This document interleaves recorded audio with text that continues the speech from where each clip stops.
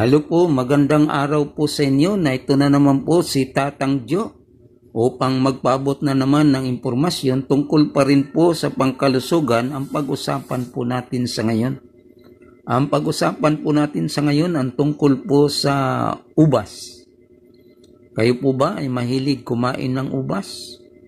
Ano po ba ang benepisyo ng ubas sa ating kalusugan? Ito po ang pag-usapan natin, pero bago yon, pakisuyo muna po na pakisubscribe kay Tatang Jo TV.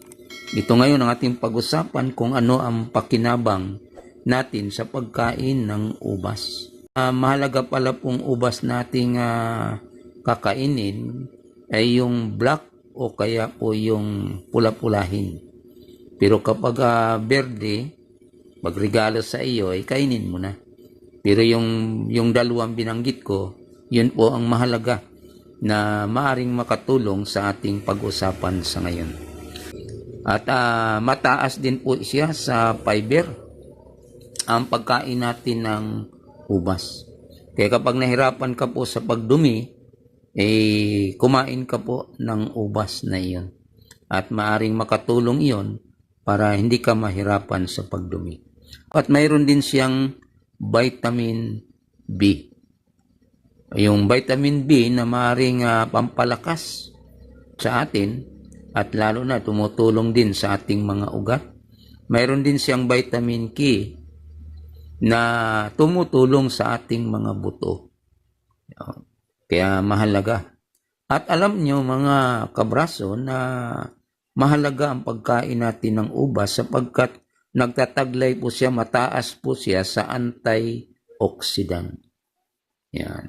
Mataas siya sa antioxidant. Pagkatapos kapag may problema po tayo sa puso natin, parang naninikip yung ating dibdib, nahirapan tayong huminga, mahalaga po na kumain tayo ng ubas sapagkat ito'y tumutulong doon sa mga may problema sa puso. At ito rin po ay mayroon siyang potassium, ang ubas na ito. At kapag may problema kayo sa mata, malabo yung iyong paningin, tumutulong siya na pampalinaw ng ating mata. Kayo po ba ay malimutin? Mahina po ba ang inyong memorya? Kung ganon, mahalaga po ang pagkain ng ubas sapagkat ito po ay nagpapaganda ng ating memorya. Yan. At alam nyo na kapag kayo po ay hindi makatulog, problema ninyo na hindi kayo makatulog, mahalaga pala po ang pagkain ng ubas sapagkat ito po ay tumutulong sa atin para makatulog tayo. Ito nga po ang ginagawang alak. Isa itong bahagi na ginagawang alak. Napansin niyo kapag uminom tayo ng alak, di ba? Ganda ng tulog. Kaya kung nahirapan tayong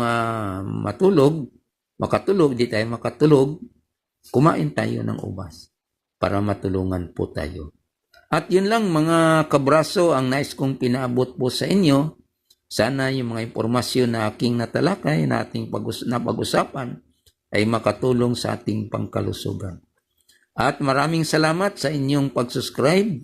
At yung mga hindi pa po nakapag-subscribe, pakisuyo na lang po na pakisubscribe kay Tatang Jo TV. Muli, magandang araw sa inyong lahat.